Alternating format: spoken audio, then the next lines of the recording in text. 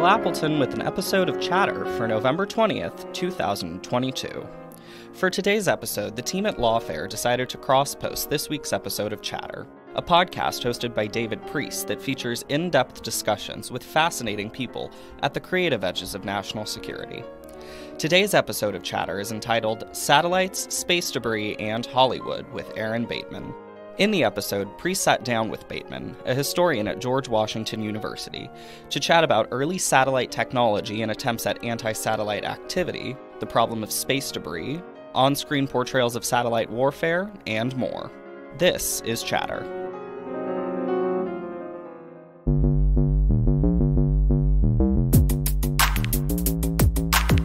Welcome to Chatter. I'm David Priess, publisher of Lawfare. This week, historian Aaron Bateman on satellites, space debris, and Hollywood. Movies from Moonraker to GoldenEye to even Star Wars, on some level, it gives just a general framework for thinking about what does a security dilemma in space look like in the near term and the long term. Even General John Hyten, when he was commander of U.S. Strategic Command, he said, Star Wars-like battles in space, that's not what it looks like today, but there could be some elements of that in the very distant future. I think that what GoldenEye does is it carries forward this narrative that we can find earlier in the Cold War, that if you control space, then you can control the Earth. Space is this decisive high ground, which is really a significant overstatement of reality.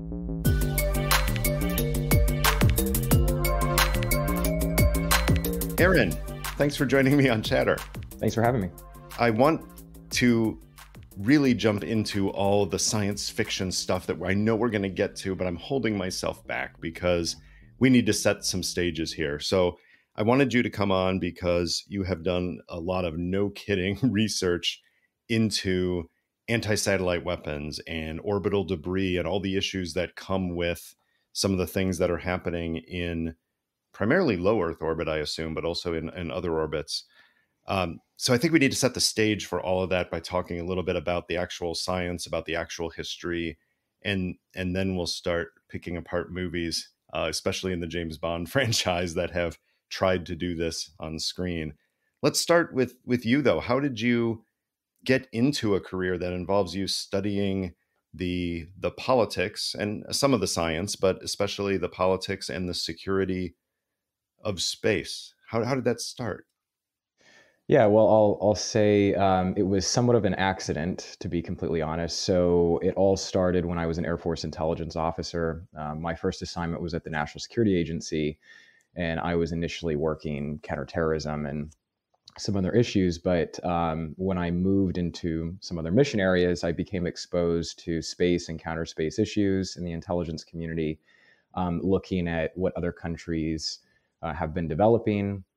And then when I moved to the Pentagon, I was specifically working on space-based intelligence surveillance and reconnaissance programs, not only thinking about how do we use those kinds of capabilities for things like global awareness, support to military forces deployed in different parts of the world, but also thinking about what are some of the threats to those overhead systems.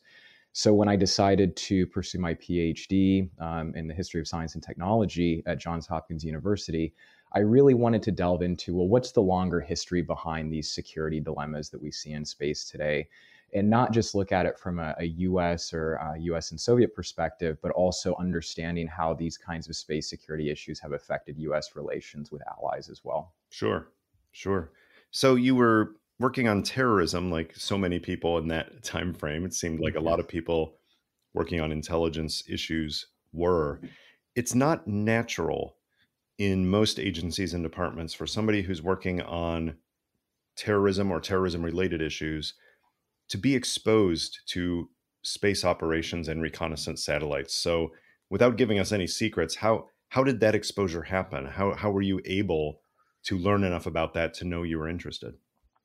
Well, even though a lot of the targets I was dealing with were terror related, I was working on the collection side. So I became a subject matter expert in using a wide variety of technical intelligence sources, one of them being overhead systems. So by getting involved in the operation and tasking of overhead systems, that was my foray into that side of things. And so in addition to being at the Pentagon, I ultimately worked with the National Reconnaissance Office and National Geospatial Intelligence Agency. So even though the targets I was initially focusing on were terror and insurgency related, I was able to use those technical skills that I developed on the collection side to then move into other areas that were more directly space related.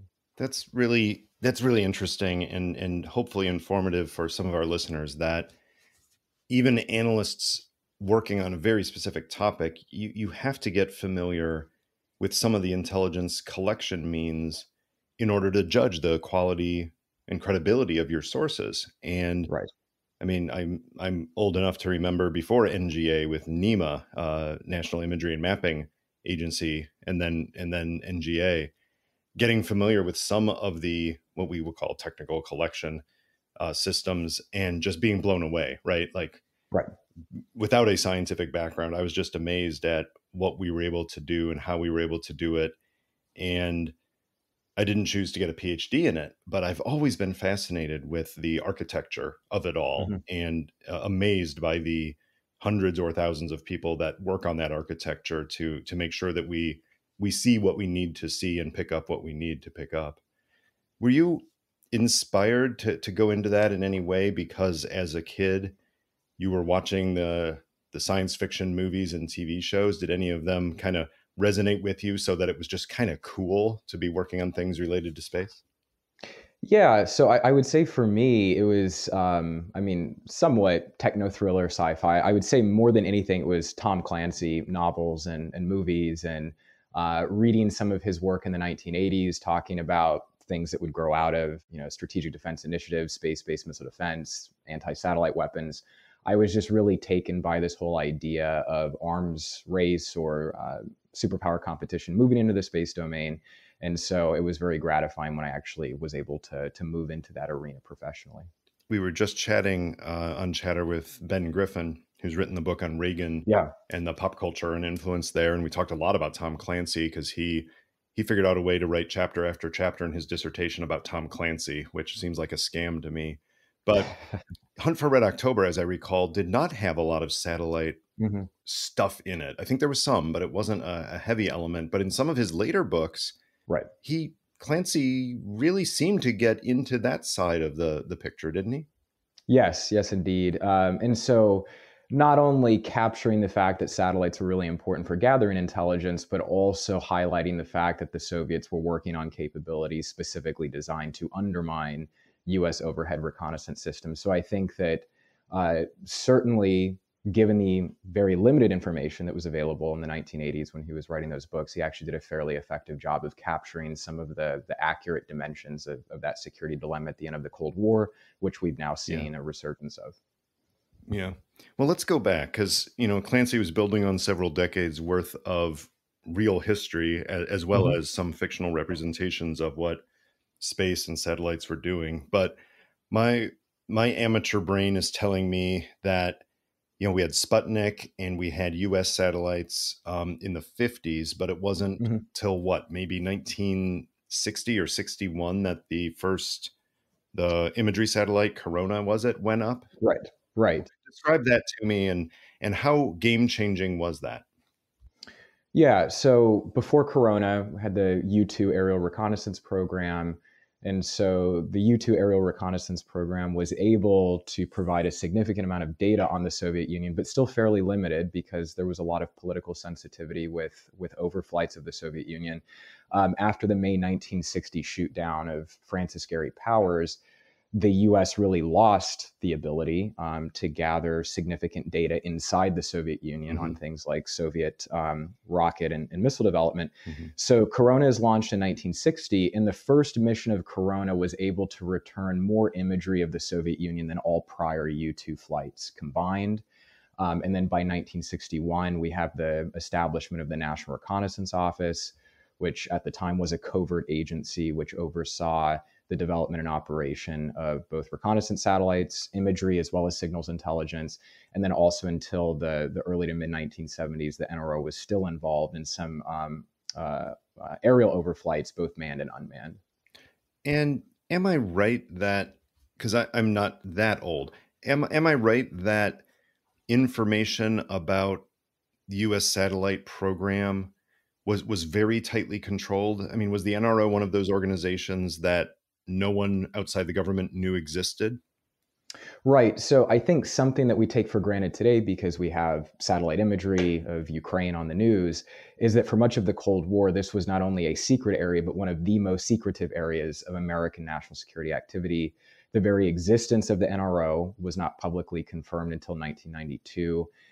The fact that the US did signals intelligence from space was not confirmed until after the Cold War ended. In many ways, the NRO and satellite reconnaissance was even more secretive than nuclear activities during the Cold War. Do we know when the first Soviet imagery satellite was operational?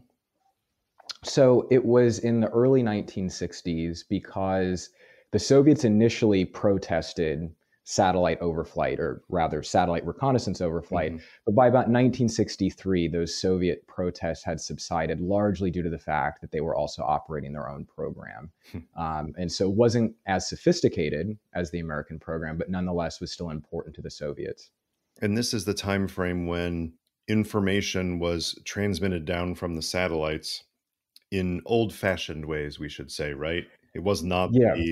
the rapid connection. I mean, now we're getting images from space telescopes. We get the New Horizons mission, which is out past Pluto, and that's not the kind of communication we had back then. Right. So from, let's say, 1960 until 1976, the US for imagery used film return canisters. So basically, the satellite is launched, it takes its images, and then once it's run out of film, the film is then returned in canisters over the Pacific Ocean. And specially equipped US Air Force aircraft would then capture those canisters in midair.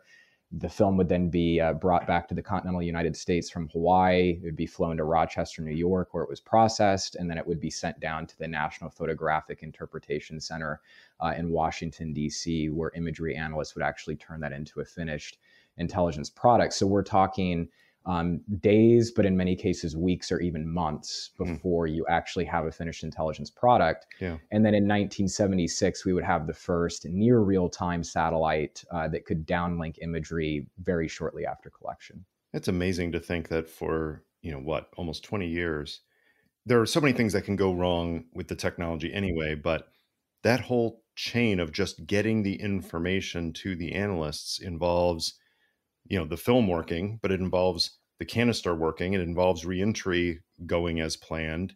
It involves a pilot, catching this falling canister with a net, and then having a backup surface vessels, I'm assuming, just in case there was an error so that the bad guys didn't get the film, then transmitting it safely, not exposing the film in any way.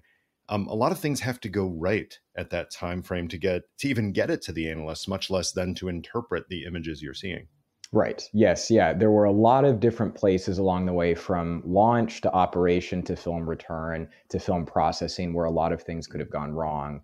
And when we consider the fact that this is the source of the majority of US intelligence on the Soviet Union, a significant premium was placed on ensuring that reconnaissance operations ran smoothly. But there were times when there were technical errors that did affect the production of imagery intelligence.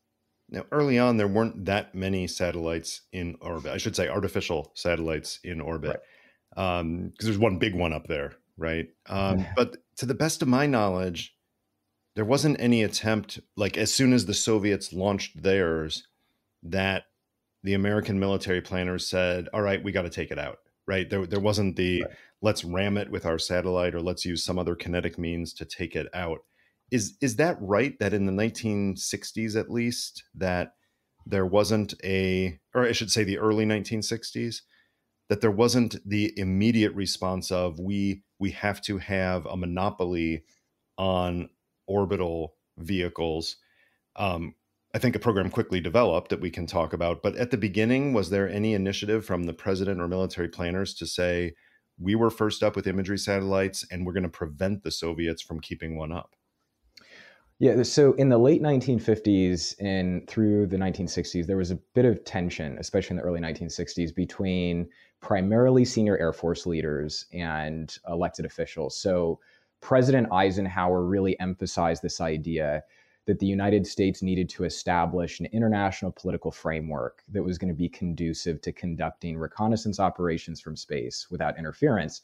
And so he believed that if the US, developed expansive space weapons programs, that could provoke the Soviet Union into acting aggressively towards US satellites. The US was the first country in 1959 to test an anti-satellite weapon, but that was not turned into an operational capability. And really, it wasn't until the 1970s, except for one minor detour, that the US really started to develop capabilities that could more precisely target Soviet systems in orbit. And because satellite reconnaissance was such an important source of intelligence, US presidents really up until Gerald Ford maintained that it was best to be more restrained out of fear that any kind of provocation to the Soviets could interfere with US reconnaissance operations. What was Program 437? So Program 437 really developed out of concern in the early 1960s that the Soviets could develop what became known as a fractional orbital bombardment system, that they could put nuclear weapons into a partial orbit that could evade US missile defenses and then strike somewhere in the American homeland. So Program 437 was in effect a modified missile defense system that would intercept these nuclear weapons before impact. But because we didn't have technologies in the 1960s that allowed really precise targeting, it would use a nuclear weapon to actually blow up the Soviet nuclear weapon before it came in and impacted. So it was not a really precise system. And the US learned through multiple tests of high altitude nuclear detonations that if you propagate radiation into space, you're going to inadvertently damage your own satellite systems. So the system was deployed in the Pacific. But by the late 1960s, especially as US involvement in Vietnam was escalating, the Department of Defense put it in a partial operating status. And then it was fully decommissioned by 1975. And clarify for me, was the plan primarily to take out projectiles, including missiles, nuclear weapons fired potentially from satellites, or was it to take out the satellites themselves? So it could conceivably do both. The idea would be to actually destroy the target before it would release its munitions. Okay. And we now can see in declassified documents that there were officials, primarily in the Air Force, who said, and the system could have utility for attacking other kinds of Soviet satellites. But attacking non-nuclear systems was not the primary rationale when JFK approved the program. Right. And even though this was not a public program, the Soviets became aware of it. And how did they respond in terms of their own planning and research? Well, we now know from the Soviet archives that there were Soviet engineers who were promoting the idea of anti-satellite weapons really at the very beginning of the Corona program. But we also know that the Soviets used Program 437 as justification for expanding their own ASAT program. Now, even if the US had not developed Program 437, I'm not at all confident that the Soviets would not have kept up their ASAT program. But nonetheless, internally, it was certainly used as additional fodder for the argument that the Soviets needed their own anti-satellite weapons capability. Right. Now, at this time, and again, my history isn't that good, but we didn't yet have the ABM, the Anti-Ballistic Missile Treaty yet, right? When did that come? In the 70s? So that was 1972. Okay. So there was nothing in law preventing the United States and the Soviet Union from developing either land-based or space-based missile defense, was there? So the Outer Space Treaty, 1967, did prohibit the deployment of nuclear weapons in space. Mm-hmm. And there was a little bit of a semantical debate about the Soviet fractional orbital bombardment system, about whether or not it was really deploying weapons in space. But the point is that with the Outer Space Treaty, the US and the Soviet Union were, and other signatories were agreeing that we're not going to deploy nuclear weapons in space. But what's very important to stress is that the treaty did not prohibit the deployment of non-nuclear weapons in space, or the deployment of weapons on Earth that could be used to destroy satellites in space. So technically at this time, put yourself back in the mind of the military planners in the late 60s, early 70s. You're thinking there could be a scenario in which we have to take out some Soviet satellites. technically at that point, was it easier to try to take them down from a land-based system, which obviously we'd done a lot more testing and firing, or was it easier to take a chance with a space-based system that had perhaps less testing and less confidence, but obviously you have proximity in that case? You know, there's positives and negatives from a technical standpoint for both land-based and space-based systems. And I'll also say that even the definition of space-based can become a bit of a debate in and of itself. The Soviets would ultimately develop a system that would basically be fired into space, would rendezvous close to its target, and then destroy it. But it really boils down to what are the specific military objectives that you want to have, or that you need to complete. But what I'll say is that until technologies evolved to the point that you had kinetic kill, where you could basically take a missile and fire it into space and blow up a satellite with it, until you had technologies that enabled you to do that, the nuclear tip systems, which were the primary capabilities in the 1960s, just weren't really viable for any kind of precise targeting of space systems. So then we do get the ABM, the Anti-Ballistic Missile Treaty, and the Strategic Arms Limitation Treaty was somewhere in that same time frame. How did they affect what the United States legally was able to do, but also in terms of just the practical research that followed that? Did it really inhibit the operational thinking about satellites and anti-satellite weapons? Well, I think that something that's perhaps not well known about the strategic arms limitation talks is you have these two treaties signed in 1972, the interim agreement, which freezes nuclear forces of certain kinds at specific levels in the US and the Soviet Union, the ABM treaty. But 4 years prior to that, the CIA was warning the White House that the Soviet Union actually was developing an anti-satellite weapon that could target intelligence systems in low Earth orbit. And so the Nixon administration, as these negotiations with the Soviets are going on arms control, is contemplating, well, what should we do about this anti-satellite weapons problem?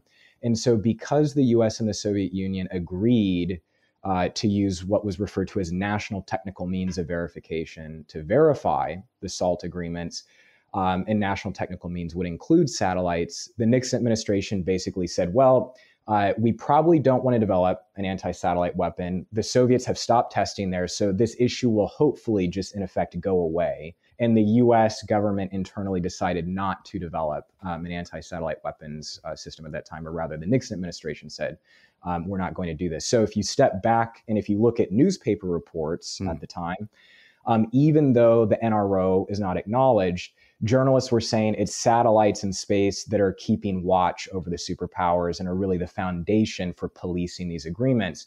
And so that contributes to the idea that satellites are stabilizing, and that anti-satellite weapons would really potentially undermine strategic stability. That is a different narrative framing, isn't it? Right? If you think of satellites as a threat, as they're always above us, they could do things to us, that puts you in one frame of mind.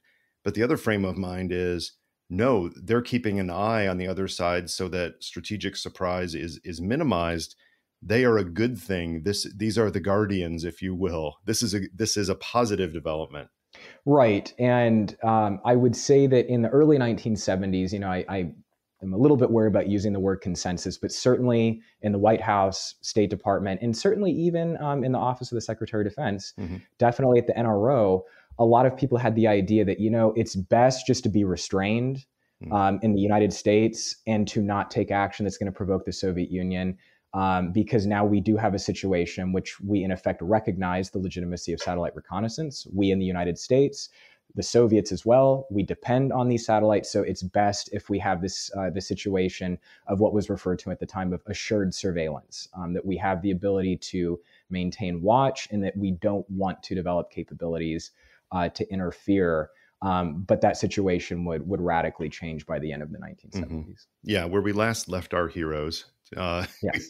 we had a situation, the Nixon administration, where you have treaties.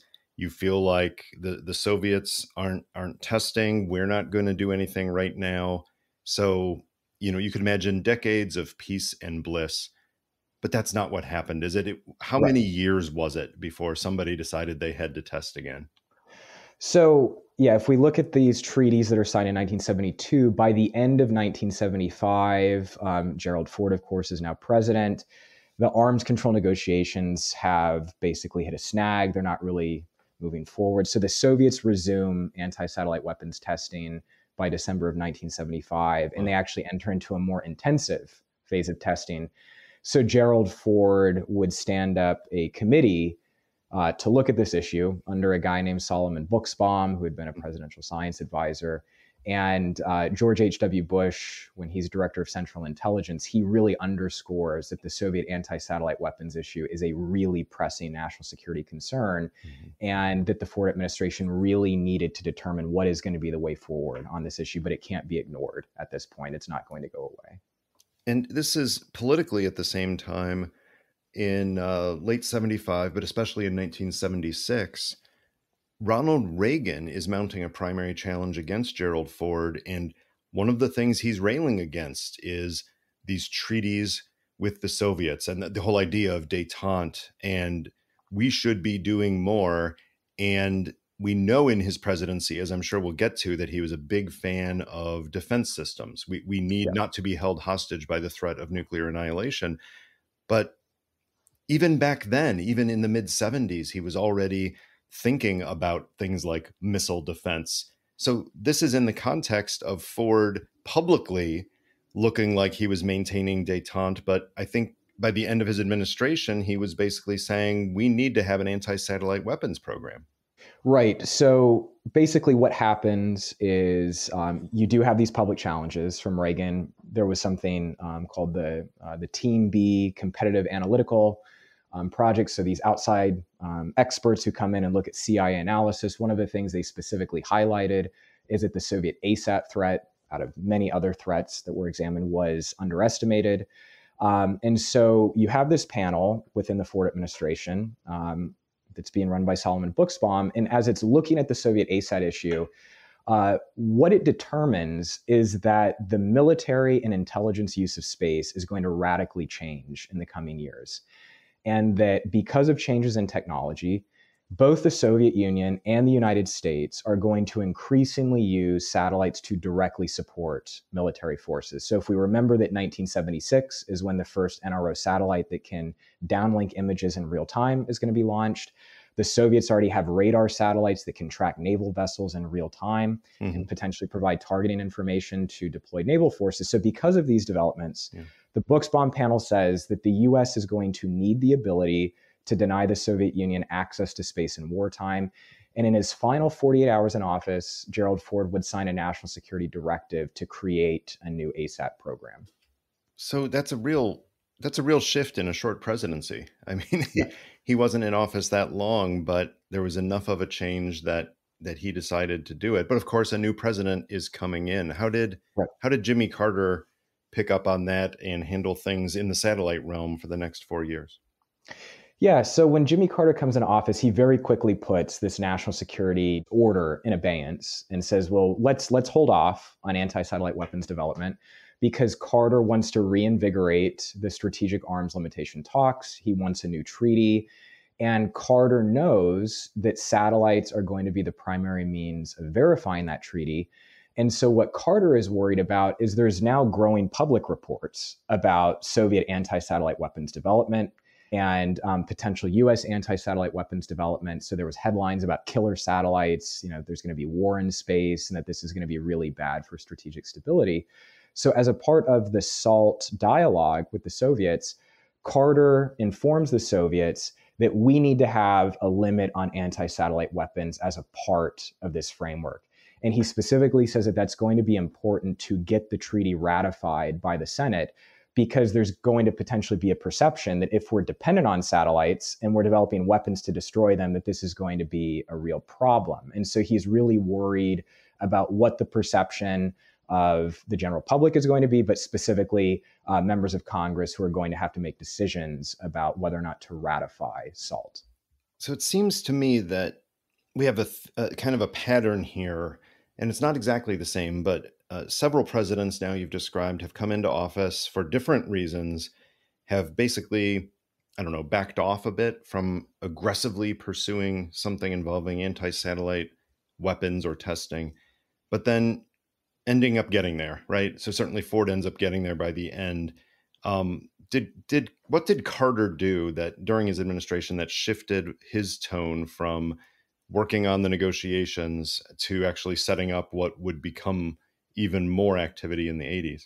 Yeah, so the US and the Soviet Union did engage in anti-satellite weapons limitation talks in 1978 and 1979. And basically, the two groups of negotiators could not even agree on a precise definition of what is a space weapon, what is an anti-satellite, because you could have a modified missile defense capability, for example, that could be used in that capacity. The Soviets said that the American space shuttle should be put in that category because it was highly maneuverable, could deploy weapons out of the payload bay. So that's one issue. Another issue is that Carter is the first president to publicly confirm in 1978 that the US does photo reconnaissance from space. And he declassifies that because he's trying to build greater confidence in the US government's ability to verify assault to agreement. But because of all this public hyperbole about Soviet killer satellites, it actually then generates even more anxiety about this idea that we're heavily dependent on these satellites and the Soviets are developing weapons to destroy them. So Carter decides to approve the Department of Defense moving forward with an anti-satellite weapons program to place pressure on the Soviets to make concessions. But ultimately, the US and the Soviet Union just could not really agree on what precisely should be limited. The Soviets raised the issue of electronic warfare. So, jamming satellites, for example, and the US didn't really want to include that in limits. And then once the Soviets invade Afghanistan in 1979, that just really brings the talks more or less to a halt and is going to propel this issue into the Reagan administration. Do you think, and I hate asking historians counterfactuals because most historians hate them for various reasons, but do you think if Carter would have won the election in 1980, do you think that because of the invasion of Afghanistan, because of his experience with negotiating with the Soviets to no major benefit, do you think that he would have been pursuing and been more convinced of the military utility of anti-satellite weapons had he had a second term?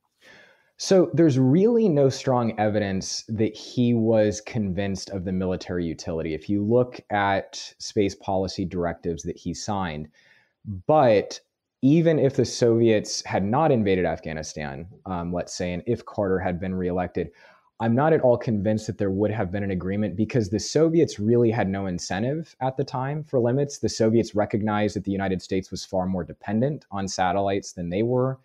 They already had an operational anti-satellite weapon. The Soviets even said, well, you guys don't even have a capability. So, why would we limit ours when we don't really have something equitable to trade? So it's, of course, impossible to know, but I'm not at all convinced or even certain, or rather, I'm not confident that Carter would have been able to actually achieve an anti-satellite weapons limit if he wanted to, if he had moved into a second term and if relations between Moscow and Washington were not deteriorating to the levels that they were in the late 70s. So before we get to Reagan, who I think that's where for the general public, that's where the story of satellites and space weapons really begins in the public imagination. But you've just obviously showed us there's a whole lot of backstory there. But there's something I don't want to miss, which is now we are very concerned with issues of space debris in general, but space debris caused by doing any testing in space of either weapons or other kinetic options. So talk to me up to this point, kind of from the imagining of satellites in the 50s to the creation of them, to the increasing frequency of them, and all of this discussion about weaponry. What up until the 1980s was the history of actual satellite on satellite activity and the space debris that came from them? Yeah, so no, it's a really interesting question, and the answer is that there wasn't really much consciousness at the time about the environmental effects of doing these kinds of tests. So the Soviet Union and the United States would test multiple kinds of weapons capabilities outside Earth's atmosphere during the Cold War, and debris was generated. But it's not until the 1980s, and really more towards the late 1980s, that you start to see more awareness about the fact that this debris could stay in orbit for a long time. It could impede the operation of all kinds of satellites, civil, as well as national security. And it's certainly not until after the Cold War that this really becomes a much more significant policy issue. So other than radiation propagating into space and considering what the consequences of that could be for satellite operations, long-lived debris is not really a part of the senior level space policy or more broadly national security policy discussions going on at this time. Do you think there was a general belief, to the extent people did believe anything, that anything would just burn up in the atmosphere, that things would not retain in orbit?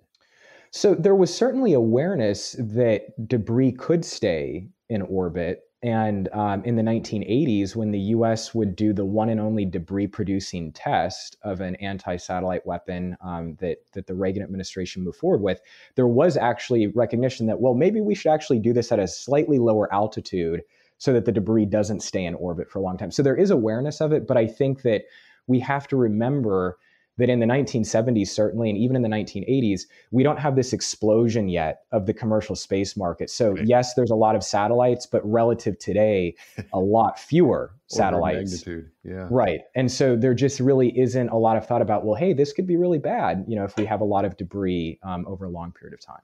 Okay, back to policy. And then I think as we move forward into the last few decades, we'll definitely go back into testing in space and space debris. But in the Reagan administration, we didn't know until recently, if I understand this right, because of declassification. Of course, everybody knows the Reagan administration was emphasizing the military value of potential anti-satellite weapons. But in fact, in his first term near the end, the president was actually considering something that would go against that, wasn't he? Yeah, so this came out just very, very recently in a set of documents released in 2021. And there's this meeting in the White House in December 1984 and talking about arms control negotiations. And Reagan's advisors are saying, the Soviets are really worried now about space weaponry. And Reagan wants to pursue missile defense, including space-based missile defense. And Reagan says, well, why can't we have a treaty limiting offensive space weapons and allowing defensive space weapons? And his advisors try to explain to him that there really isn't a clear distinction between those two things. That if you're going to put interceptors in space to destroy ballistic missiles, you could also use those interceptors to offensively destroy satellites. But Reagan really holds on to this idea through the remainder of his presidency that you can make a distinction between these two things. And that in and of itself would become a serious problem and an impediment at times in the arms control negotiations between the US and the Soviet Union. Right. So obviously the SDI, or Strategic Defense Initiative, becomes the first big public awareness of this, actually taking over the covers of Time and Newsweek, the big news publications at the time. But there are a lot of misunderstandings about what SDI was and what it wasn't. Can you describe, based on the full picture that we now have of what was being proposed, what was being developed, what was this SDI and what did it not entail? Yeah, so I think that one of the biggest points of confusion, certainly present in the 1980s and is still an issue today, is that the Strategic Defense Initiative was not a thing. It was an umbrella for all these different research efforts into different technologies that could be used for missile defense and in some cases anti-satellite weapons. It wasn't until the late 1980s that a particular strategic defense concept had emerged that would then be downsized in the 1990s. And portions of it would actually be deployed and are deployed today. The Strategic Defense Initiative organization that managed SDI ultimately became the Missile Defense Agency that's still around today. But sometimes SDI is described as a space laser program, for example. But if you actually look at the budgetary breakdown of the roughly $40 billion that was spent on the program by about 1991, things like lasers or even kinetic kill systems were really a minority of the budget. A lot of it was focused on advanced command and control, sensors in space for tracking all kinds of threats. So The idea that, SDI was primarily this futuristic Buck Rogers program that's going to deploy lasers in space, that was really a very small component of it. But it was the component that I would say received the most attention at the time. I have to say that I don't know that in the 1980s, obviously for intelligence collection of various means, satellites incredibly important, right? From the 60s, 70s, 80s, definitely. But in terms of an actual war, in terms of actual ground conflict, I'm not sure anybody was aware of just how crucial satellites were and how much they were a potential vulnerability for the US military until the first Gulf War of 1991, when so much happened that depended on the space-based assets. Talk through that a little bit and how at that point you have some almost competing dynamics, right? You have the end of the Soviet Union, the end of the Cold War, but then you have an actual no-kidding war in the Middle East that shows that satellites really matter, which jumbles up the clarity such that there was in the preceding decades about how we defined satellites and what box we put them in when we were doing planning. Yeah, so I think that, and you alluded to this, classification was really the big issue, that there just really wasn't awareness of these kinds of capabilities outside very small circle of experts in the US government. So the first Gulf War was really the coming to fruition of what was envisioned in that report that was produced for Gerald Ford in 1976, that satellites are going to be just really, really critical for modern warfighting. So in the first Gulf War, you see things like imagery being, downlinked and used by military forces. Commercial imagery is used for the first time in conflict in the first Gulf War. GPS is introduced for precision-guided munitions. So the list goes on and on. The Chief of Staff of the Air Force at the time, General Merrill McPeak, would describe the first Gulf War as the first space war because space systems were so fully integrated into combat operations. And so there were elements in the US Air Force and within the Department of Defense more broadly that said, look, this really shows that we need to have the ability, even though the Soviet Union is gone, we need to have the ability in the United States to control access to space. And that rogue state actors over time could potentially develop capabilities to interfere with satellites. Someone even said, well, what if Saddam Hussein had anti-satellite weapons? Now we might say, okay, that's a little bit fantastical, but these ideas were being circulated. And there was also anticipation that in a decade or more, there's going to be another near-peer threat to the United States, and that the US would need the ability to offensively control access to space if necessary.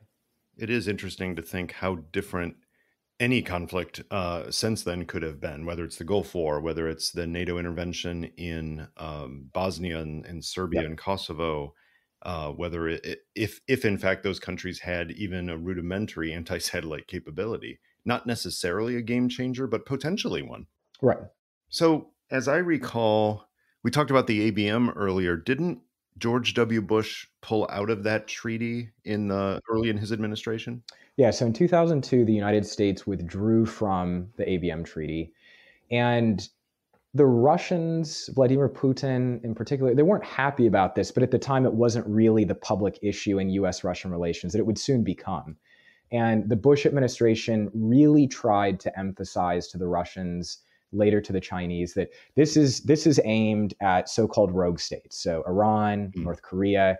And Bush really believed that the US needed more expansive missile defense. Yeah.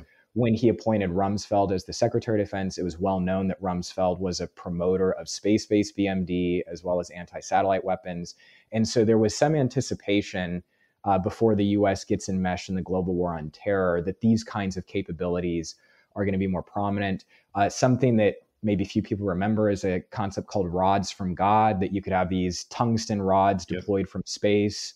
And so Rumsfeld was somewhat interested in those kinds of concepts. So the pullout of the ABM treaty was seen by some commentators at the time as really opening the floodgates potentially for much more expansive development of some of the capabilities that people like Ronald Reagan had envisioned in the 1980s. And from what you've been able to research, was it truly, or was it just rhetoric that Bush and his senior advisors were saying to Russia and presumably China, don't worry, this isn't about you. We're actually comfortable with each other on this level. It really is about those folks in Pyongyang and Tehran that we're worried about. Do you think that was a true belief and they expressed that to those leaders, or just the public face for what they were going to do? I think that the rationale for the U.S. withdrawal from the ABM treaty, if we're talking about U.S. presidential policy, was specifically focused on Iran and North Korea. I think that you could certainly then and today find ballistic missile defense promoters that said, yes, this is good, but we should be aiming for a much larger missile defense architecture that could potentially be able to eliminate just about any kind of missile threat. But I think for Bush specifically, he was really focused on Iran and North Korea. And I think that elements in his administration didn't fully consider and certainly didn't anticipate how much of a problem this would become in U.S.-Russian relations in the near future. And by this time, or within a few years after then, you're starting to get more countries putting more systems into space. It's no longer a U.S.-Soviet game. Obviously, you've got China. India's getting in the game. You've got other European countries working there. Therefore, there was more attention to it when, in my recollection, it was the second George W. Bush term, when suddenly the regular news was reporting that there was a Chinese weapons test that actually produced a significant amount of space debris. And this is where I first remember hearing about space debris being talked about publicly as a major issue for what became the communication satellites and everything else that were now in orbit. So talk through that and correct me on the details there if I got them wrong, but sometime I think it was in the late Bush administration, this Chinese test. How much of a seminal event was that? Yeah, and so it's kind of interesting because that test that would happen, it was January 11th of 2007. And why I remember that date specifically is because it was 6 years to the day of when Donald Rumsfeld's Space Commission report released this very long document warning of a space Pearl Harbor. So 6 years later to the day, the Chinese would test an anti-satellite weapon. And so the Chinese blew up one of their own defunct satellites in low Earth orbit and produced a lot of debris in the process. Some of that debris is still in orbit today. Multiple satellites have had to do maneuvers to avoid that debris. And it did raise concern at U.S. Strategic Command at the time, and the U.S. government more broadly. Many countries came out and condemned it. But it was really underscoring that doing these kinds of tests in space, even if you're just testing the capability, you can produce debris that's going to be an immediate hazard and a long-term hazard to the safe operation of satellites for civil, national security, and commercial purposes. Mm-hmm. So I know what the general American reaction was to that, which was expressions of, horror and condemnation of China. How could you do this? Which is, I guess, genuine, although there's a history. Both the Soviets and the United States had practiced something like this in the past, even though it came out slightly differently. But it sure seemed like a game changer, didn't it? So I think that, if you look at statements that were made at the time, officials from U.S. Strategic Command publicly said, this isn't really a watershed moment. I think that what the event showed is that U.S. space capabilities were indeed vulnerable. And that was something that had been recognized for a long time. And China was demonstrating that it took counter space capabilities very seriously because it had observed just how important space capabilities were for modern combat power in the U.S. in the first Gulf War, as well as during the invasion of Iraq in 2003. So I think that publicly, the U.S. was not quite as assertive as some might have anticipated. But I think internal to the U.S. government, there were certainly elements who said, this really underscores the fact that we do need to be concerned about the vulnerability of our overhead systems. And this is probably going to become a bigger issue in the coming time. Yeah. How long was it until other countries followed and did more testing in space of shooting down presumably older satellites kind of as target practice? Yeah, so, the Chinese have not done another debris-producing ASAT test since that time. But in 2019, India would demonstrate the capability to do that. The Indians also, in part, were reacting to the Chinese ASAT capability. That wasn't the full rationale, but certainly that was a part of it. Russia did a debris-producing test in 2021 that would cause astronauts and cosmonauts on the International Space Station to have to shelter in place, and there was concern about debris hazards. They did it at a fairly high altitude, and so that debris could remain in orbit for a significant period of time. And even though those are the only countries that are in the ASAT club alongside the United States, there are a lot more countries out there that have advanced missile defense capabilities, for example, Israel, that could repurpose those systems if they chose to and use them in an ASAT capacity. So bring us up to the current day on policy. From the Bush administration, go through Obama, Trump, and what we've seen in the first couple of years of the Biden administration in terms of overall policy towards satellite weapons. Yeah, so when you get to the Obama administration would declare that space is congested, contested, and competitive. And there was this growing public recognition, that space could become a domain of potential contention and conflict. But there was still more focus on the global war on terror. And so if we look at resource allocation, more resources or substantially more resources are not really being put into the space category. When Donald Trump comes into office, space becomes a much more prominent outward-facing aspect of his defense policy. And so he stands up the U.S. Space Force. And when he stands up the Space Force, there was a lot of hyperbole at the time that, this is a huge game changer. In reality, the Department of Defense took what was Air Force Space Command and basically put it into its own service. Now elements from other military services that were doing space operations have moved to the Space Force, but the NRO is still a separate organization. The Missile Defense Agency is still separate. So institutionally, a lot really didn't change. But Trump also declared space to be a warfighting domain, which the U.S. had never done that before, even though there was recognition that conflict could extend into space. And let me ask you there, what difference does that make, right? Because if it had already been almost tacitly acknowledged, what does the public acknowledgement of it as a warfighting domain actually mean? Well, I think that even though internal to the U.S. government, going back to the 1970s, we find in policy documents recognition of the reality that conflict could and might even likely extend into space if it's between the superpowers. But publicly, the U.S. government always downplayed that. And so the public narrative still kind of focused on this lofty vision of space, that it's somehow untouched by the horrors of war. And so really the most significant aspect of calling space a warfighting domain was more directly signaling to the public that the US government sees space as a domain of conflict, or rather it will become a domain of conflict if there's a larger clash between the US and a near peer. So I think really what it did is it, without much warning, was a significant intervention in the public dialogue about what is the nature of space activities, how is space used by the US government and other governments to promote their national security interests.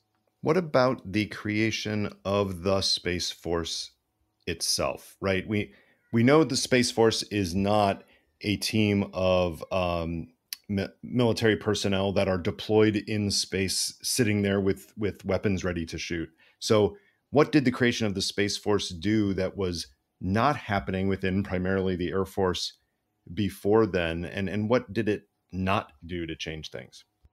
Yeah, one of the rationales for creating the Space Force was that the Air Force did not treat space the same way that it treated, for example, air operations. That if you looked at generals in the Air Force, almost all of them were pilots, and that space personnel were not promoted to the same at the same speed and in the same numbers or anything close to the same numbers. So the idea was that space had been neglected, and by creating the Space Force, we're now going to develop a cadre of senior level space savvy generals who are going to be able to advocate on behalf of space operators and promote the space needs of the Department of Defense.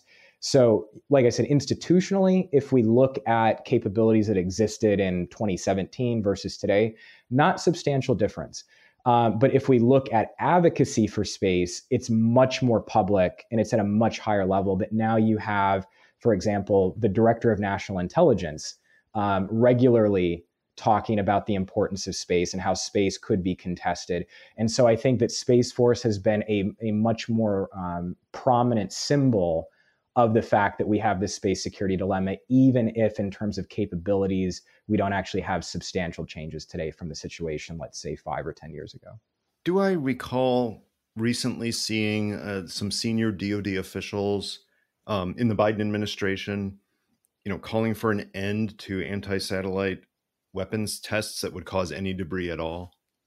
Yeah. So earlier this year, Vice President Kamala Harris, she announced this U.S. commitment to a moratorium on what would be debris-producing, direct descent anti-satellite missile testing. If you actually look at the wording, it's very, very, very specific.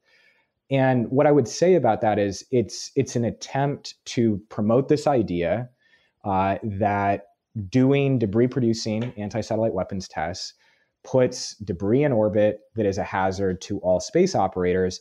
But I will also say that from a US policy standpoint, it was really just underscoring what was already tacit US policy. So in 2008, the US destroyed a malfunctioning US satellite at a very low altitude right before reentry, so it didn't create a lot of debris. And the US government would not consider that kind of activity as falling under this moratorium. So the US has not done a dedicated debris-producing anti-satellite weapons test since 1985. And so really from US policy, US behavioral standpoint, this isn't really a market change, but it has led to other countries saying, yes, this is something that we also are committing to, but Russia and China have not in any way, shape, or form signaled an interest in signing on informally or formally. Do you worry about that? I mean, do you think that we've crossed some threshold where, with, as you mentioned, the more advanced missile capabilities, with the proliferation of space launch capability or satellite development capability, and the greater number of countries that have strong interests in space now, even if it's only due to communication satellites, but in some cases military applications as well. Do you think that we've crossed that line, that there are going to be more countries in the coming decade that will be testing, absent some kind of a ban, which is probably unrealistic at this time, that it's only a matter of time before you see other countries, perhaps including Israel, you mentioned, and others, who actually feel the need to do a no-kidding test in space? I think it's hard to assess whether or not other countries would do debris-producing tests, because it's well established now that there's going to be a very negative international reaction, and it's also well established that that's really counter to your own interests in space, that you could potentially impede your own operations. That being said, I think that it is possible and perhaps even likely that more countries will develop the means to do those tests, because as space becomes more fully integrated into the military capabilities of countries around the world, then it's only natural that countries would also develop the means to deny and degrade the use of those capabilities in times of heightened tension and certainly in wartime. There's a real dilemma here, perhaps similar to dilemmas with nuclear testing and other testing over the years in different technologies, that the testing itself, at some level, it doesn't remove the taboo on use, but it does make it, in a sense, more practical. But on the other hand, without testing, if you don't know what your system can do, if you get into a situation where you do use it, you're unlikely to know the effects, and you might be more likely to use it thinking it might not work, right? So you got this weird issue of testing, which it's good to have some kind of testing to increase confidence and therefore some sense of strategic stability. But obviously, we don't want to have a bunch of countries testing anti-satellite weapons and creating enduring debris fields, given the huge number of platforms that are now in space. Yeah, so I think that there's a couple of different issues at play when countries do debris-producing tests. On the one hand, there is this practical military R&D need to determine, is the thing going to work if we need it to? But also, there's a signaling aspect to it. That, if you do a non-debris producing test, if you don't blow something up, it's not going to get as much attention. So, if India, for example, likely did multiple tests short of destroying an object prior to actually carrying out that operation in 2019, and it just doesn't really get any attention. But when you actually blow up a satellite, people around the world say, wow, that sounds like a really advanced capability. India is really emerging now as a much more prominent player in the space domain and advanced military technologies. We also have to remember that it can be easier to shoot down your own satellite than someone else's because you can have a cooperative target in space. And so some of these technical nuances are lost in the public reporting. But from a signaling standpoint, it seems like you're demonstrating that you really have advanced technological capabilities that have to be taken very seriously. Right. Well, let's shift to fictional portrayals of and I don't want to do all of space battles, right? And get into theoretical ships operating between planets or anything, but just talking about satellite warfare. The first one in my memory was actually, I think, the very first James Bond movie I saw, not in the theater, but must have been on television. You Only Live Twice from the late 60s, because I think that's the one. If I have it right, I'll be embarrassed if I don't. But that's the one where it opens with one satellite essentially kidnapping another satellite. Now, that's not the same as shooting one down, whether from land or from space. But by 67 or so, when that movie came out, the idea was already there that we could have military activity or bad actor activity in space, basically going after satellites. But I don't think it involved anti-satellite weaponry as such. I think you're kind of getting up to Moonraker, another Bond movie in the mid 70s, before you're getting to actually much more of, okay, what's going to happen in space, from space, things like that. How do you think those early portrayals of satellites came across? Did they reflect some sense of reality, or were they pure fantasy? Well, I mean, I think that there was certainly a bit of a fantastical element, but if we, consider some statements that were being made by Air Force officials, for example, in the late 1950s, 1960s, they were describing some capabilities that were not too dissimilar. So they were talking about capabilities that could go up into space and rendezvous with a space object and inspect it, potentially destroy it. When concepts about the shuttle were first emerging, there was talk of, well, hey, you could have a grappling arm and you could bring a satellite and bring it down from orbit, or you can move its orbit. So it was portrayed obviously as a lot more feasible perhaps and worked out than was the case in reality at that time. But the ideas that were presented in movies like that, and certainly later Bond films, were a reflection to some degree of real anxieties and ideas that were circling in national security arenas. Moonraker itself, not considered the best Bond movie. I'll do that as an understatement, but certainly one of the most ambitious. And I remember hearing it cost a whole lot more than its predecessors did. It really was. We had space fantasy. Right, by then, we'd had Star Trek on TV for all, Star Wars was coming out around the same time. But in terms of one that tried to, if not realistically, portray what could be happening in space, one that at least tried to make it plausible enough.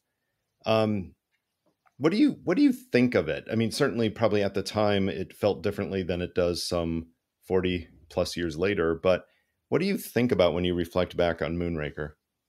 So I talk about Moonraker in my course on space policy history. And the reason why is, even though there are aspects of the film that are just not realistic, if we look at, the kind of, human operations that are going on in space, I think it was a reflection of the fact that there was growing anxiety at the time that over time, something akin to this could become a reality.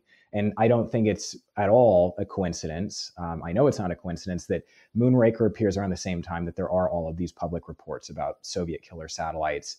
The soon after Moonraker would come out, there was a cover of Der Spiegel where you have Soviet shuttles and American shuttles, firing lasers at each other. And even though that looks fantastical, if you actually read the article, there is this real anxiety that what you're seeing in movies like Moonraker, in some way or shape or form, could become a reality in the coming time over the next decade or perhaps a little more. And there could be some, maybe forgiveness is the wrong word, but some understanding of, okay, height of the Cold War, some public information is coming out about space weapons. So 1970s, 1980s, yeah, we kind of get that there will be some Moonraker fictionalization put on screen. But then we go to right after, I think it was the first Bond movie after the Cold War was ending, which was GoldenEye, which had a significant space satellite role in it. So describe that a little bit for people who haven't seen it, and then describe how you think it fit with the times, the same way you just described how Moonraker fit with the times. Yeah, so with GoldenEye, you have this idea of this doomsday, basically space laser weapon, and I think in many ways it grows out of perhaps the most alarmist and also most futuristic characterizations of some of the research that was going on under SDI. But I think that what GoldenEye does is it carries forward this narrative that we can find earlier in the Cold War, that if you control space, then you can control the Earth. And so space is this decisive high ground, which I think is really a significant overstatement of reality. But nonetheless, I think that movies like GoldenEye are a reflection of some aspects of that anxiety. And I think that both consciously and unconsciously, it still informs the way, especially people in the general public, think about the role of space weaponry and national security affairs. But I think that GoldenEye in many ways is a reflection of that really serious anxiety that's emerging, especially in the Soviet Union, but also in other parts of the world in the mid to late 1980s, that space could very well become a domain of conflict, and in seeing that in more realistic terms, that this isn't just something, in a Buck Rogers kind of outlet, but this is something that could indeed really happen in the near future.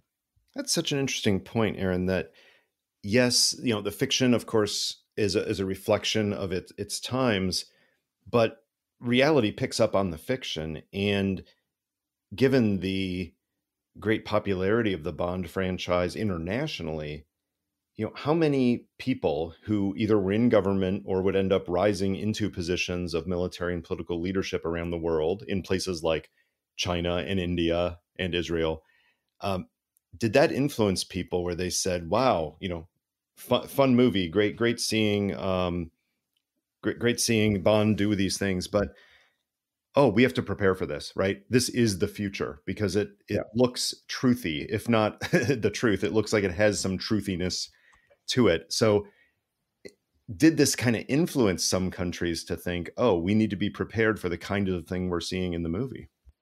Well, I think that what it does is it gives people a certain framework for thinking about space security. So I think that space, perhaps more so than other domains of national security activity, is really distant, not only in a physical sense, but it just seems really arcane. It seems really complicated. It seems really technical.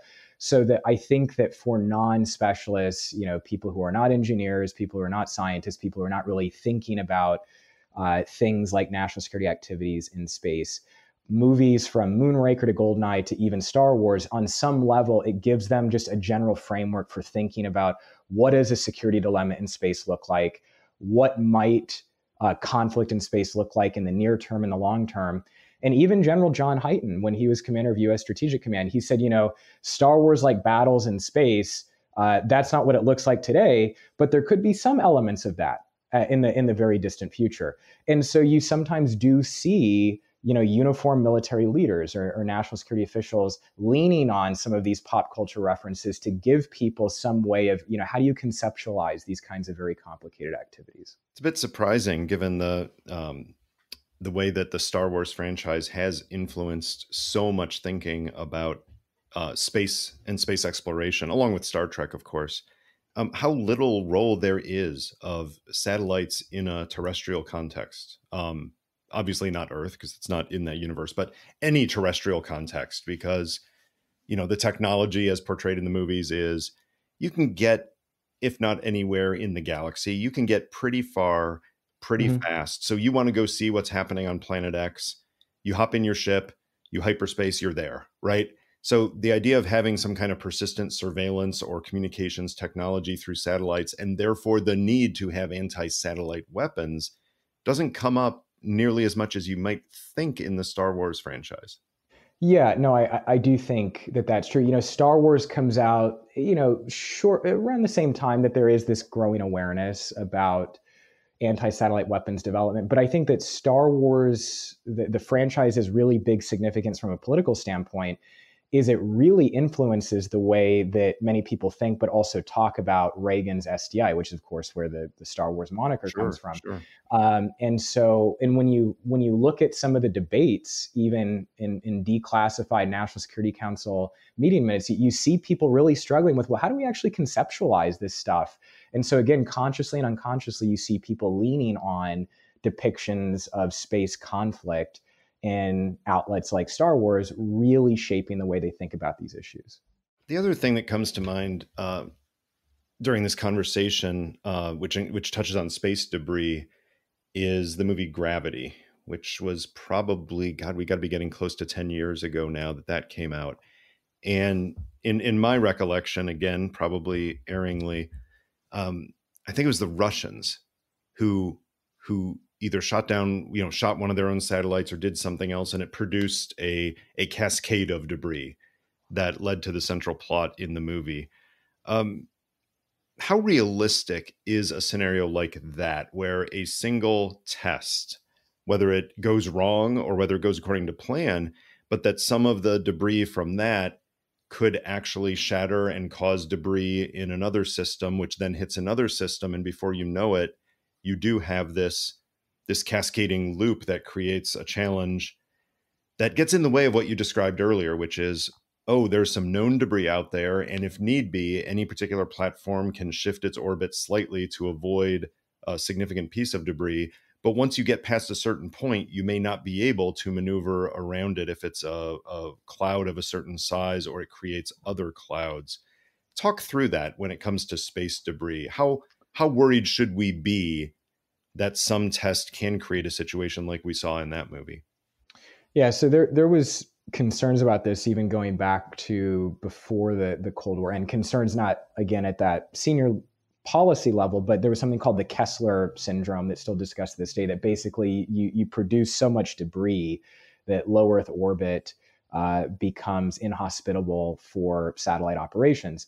The idea that one test, for example, could lead to this really significant cascade, that's certainly a little bit more than fantastical. But I think that what that movie did is, it, again, even if it's significantly amplifying the problem, it really raises awareness about this issue. I mean, I even personally remember my mother calling me and saying, can this actually happen? Can, if we have all this debris, would this be really, really bad? It's important if your mom calls you, right? Yeah, exactly. Yeah.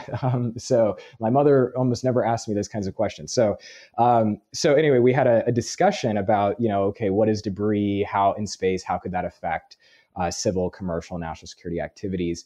But so even if that depiction is unrealistic, which it is in the current time, it just underscores, certainly, looking back 10, 15 years, the much greater growing consciousness about the environmental effects of doing any kind of activities in space that are debris producing. If I understand right, you've been obviously researching and writing on these topics in academic journals, but also publicly accessible things like the Bulletin of the Atomic Scientists. Are you planning on doing any book-length projects related to the history of satellite weaponry? Yes, so I do have a book manuscript that is on the Strategic Defense Initiative. And what it does is it looks at, where did SDI come from? And so I place it within the context of this expanding militarization going back to the 1970s that we've discussed today. But then the other dimension of it is looking at how divergent views of the boundaries of space militarization affected U.S. relations with the Soviet Union and U.S. relations with NATO partners.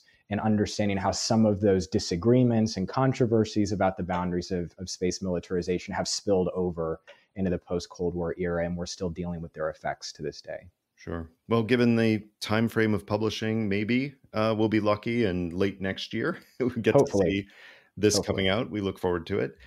We end our conversations by reaching into our chatter box, pulling out a random question. Oh my goodness, the chatter box is wise. Should the United States send a manned mission to Mars? So I would say that it's not a simple question. I think it would depend on what are the motivations. And so I think it depends on, are you viewing this from the standpoint of it's important to signal to the world in a time of intensifying competition with China that the US is still preeminent in space technology? So I'm sure that there are people who would be willing to buy into that argument. But the other aspect of this is, are you doing this because you want to have a long-term sustainable, human presence deeper in space? But I think that there's always this geopolitical dimension. And if we look at why the United States right now is making investments towards sending humans beyond low Earth orbit, I don't think that we can divorce it from that broader geopolitical context with China. So I don't have a simple yes or no answer, but I think that it's essential to consider the broader motivations before making that decision, and that we should be very careful before leaning on Cold War era characterization of space and somewhat reductive analogies between Apollo and a Mars mission today, because the geopolitical circumstances are very, very different. It may sound strange, but this conversation on satellite weaponry and space debris and things that could go wrong has been a hell of a lot of fun. Aaron, thanks for joining us on Chatter. Thank you.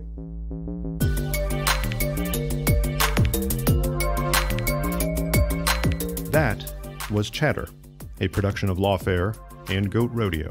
Please subscribe to the podcast and find us on Twitter at ThatWasChatter.